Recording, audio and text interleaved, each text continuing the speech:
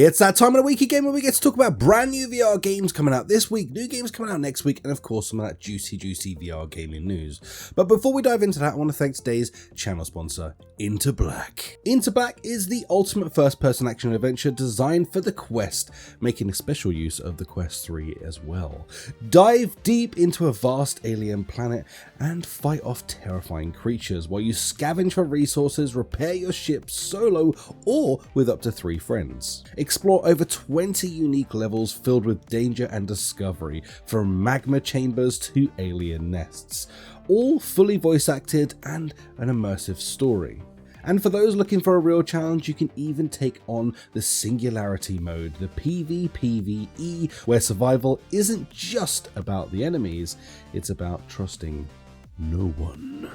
Are you ready to survive the darkness and step into the black? Well, you can as of right now because the game is fully out, and honestly this is one not to miss. It looks stunning on the Quest 3 and it even looks pretty awesome on the Quest 2 as well, so make sure you check this one out, guys. Honestly, I highly recommend this game. It's freaking dope. You can find more information about this in the link in the description or in the pinned comment. You can go pick it up and play it as of right now. Massive thank you to them for sponsoring today's video, and other than that, let's dive into new VR games this week. Kicking things off with Metamorphosis. Well, Metamorphosis dropped this week, and although I haven't actually had a chance to play this, I have had a little quick flick through this morning to see some other people's reviews, and it seems to be getting a bit of a mixed bag. Some people saying it's a little bit buggy, which is kind of hilarious considering it's a game all about bugs, and others saying that they've enjoyed the experience so far. So honestly, I need to get a little bit of time to be able to put some into this as of next week, and if I do get the chance, then I will revisit this and let you know my opinions, whether it's good or bad. All I would say is, like, approach it with caution, but do understand that you can have like 2 hours. When you've bought this, you have those 2 hours sort of window where you'll either be able to refund this or, you know, keep playing it and enjoying it. So if you're sort of on the fence about playing this, then it's still worth diving in because you can get a refund if it turns out to be a bit, well, buggy. Another Door escape room. Well, this one's actually turned out to be quite decent, actually. I was kind of pleasantly surprised. I jumped into this briefly. I'll be honest, I haven't spent a busting amount of time in this, but I did spend enough time to get a bit of an opinion on this one at least. Honestly, this one surprised me. It not only looks quite good on the Quest, but it actually plays really well as well. It's a very decent escape room, and I wasn't quite expecting that because, you know, it's really a 50-50 split when it comes to escape room games on the Quest platform. Well, in VR in general, really. But this one actually surprised me in a pleasant way. So if you're looking for a good escape room to get into with some friends, this one's absolutely a recommend from me. Frenzies. Well, Frenzies has finally made its way out for free to be able to test on the Quest platform as of right now. So if you're looking for a dope multiplayer to get into, this one comes from Endreams, and honestly, this is a neon color powerhouse of a freaking free-to-play game. So if you're looking for something like that, this is going to be it. Honestly, I think this one's pretty decent. I've jumped in and experienced it for myself, given it a little pop, and my time in there was spent, and I had a big smile on my face for the entire time. So if you're looking for something, some cool gun mechanics, very decent sort of unique movements as well in this. It kind of reminds me a lot of Fract and the other sort of Endream games, you know, sort of grab to mount all of the surfaces and stuff like that. Yeah, this one works really well. I recommend, and for free, it's definitely worth checking out. So go and pick this one up over the weekend if you're looking for something to jump into with your mates, or just on your own and get in there into some lobbies and have some fun. Definitely a decent game. Go and check it out. I'd love your thoughts and opinions on this one as well in the comments down below. If you have played it yourself, what did you think of it? Do you think this is going to be a fire game, or do you think it should just be fired? VR gaming news. Well, unfortunately, in the VR gaming news, we're going to have a couple of delays today, so pay attention if you've been looking forward to a couple of games, because they are going to be getting delayed. And honestly, as always, I say in this same section, whenever we have to talk about game delays, a game that is delayed can be good.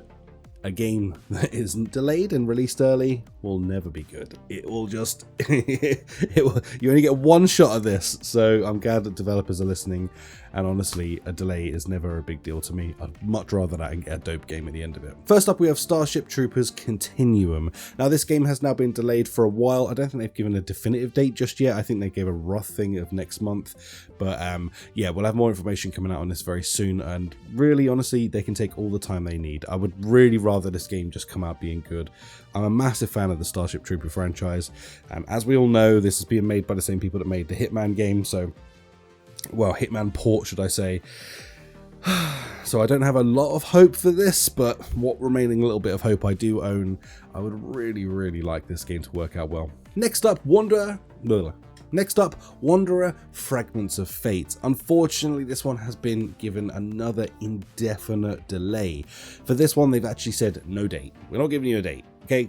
We're just going to make this game great first, which honestly I respect. Like, I would rather have no date and them just work on this game and make it perfect first. At the end of the day, they're trying to achieve something that really hasn't been done probably since sort of Half-Life Alyx. So I really want them to succeed at this, and I really don't want any bugs in this, because I would love to be able to say this is the next best thing in virtual reality when it comes to sort of action adventure and sort of everything that comes with this game. It's already an incredible game as it was, but with what they've done, they've taken it from like a B to an A++. So I'm definitely hoping that this one pulls off and does what it's supposed to. So yeah, I know it's pretty painful news to once again find out, but it's not even that bad. I'd kind of love this to drop early next year, if I'm really honest, because we have so much coming out towards the end of this year. It would actually just keep us a little bit more busy for when it comes into that section of the year next year, and I don't know, we'll see. I don't know when they're bringing it out, but I would love for it to be around that time, because I feel like it would finally fill that slot of the emptiness we normally get at the start of the year. Next up is Whispers of the Void. Well, this one kind of caught me by surprise. I wasn't expecting this one to look as interesting as it is. It's kind of like an Indiana Jones, but in space. Well, this one's going to be PC VR only, so just know that going into this. I think they're dropping a demo on the Steam Next Fest. It's coming up next week. So if you're interested in what you're seeing here, then, you know, keep your eyes peeled or go onto Steam and check this one out, because you'll be able to actually give this a go for free as of next week. Metro Awakening. Well, I showed you a video early this week of the Quest 3 gameplay, and I just wanted to give it a shout out here as well, because it blew my mind just how good this game looked on Quest.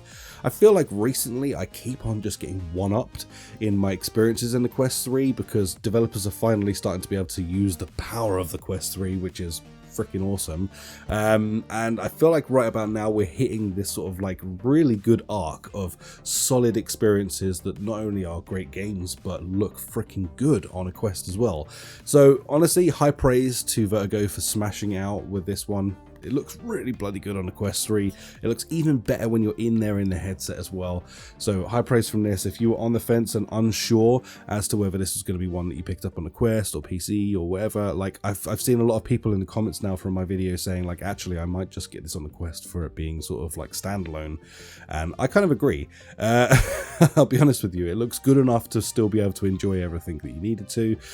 So yeah, whether you pick this up on any other platform, completely up to you, but just know that if you only have the Quest, this is going to be a dynamite way to play it still. Coming up next week.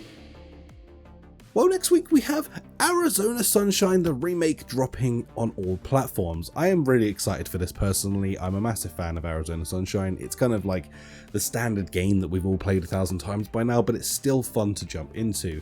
Now with this remake, they have essentially reskinned and redone a bunch of parts of the game, making this a fully, like, not new experience, but it feels like a brand new experience going into this with the visuals that they've put into it now. It's looking frigging gorgeous to start with, and on top of that they've also added a couple of extra bits in there peppered throughout the story as well, just to make things feel a little bit more 2024 and a little less 2016. So honestly, high praise for this one. I've experienced it and played and tested it myself.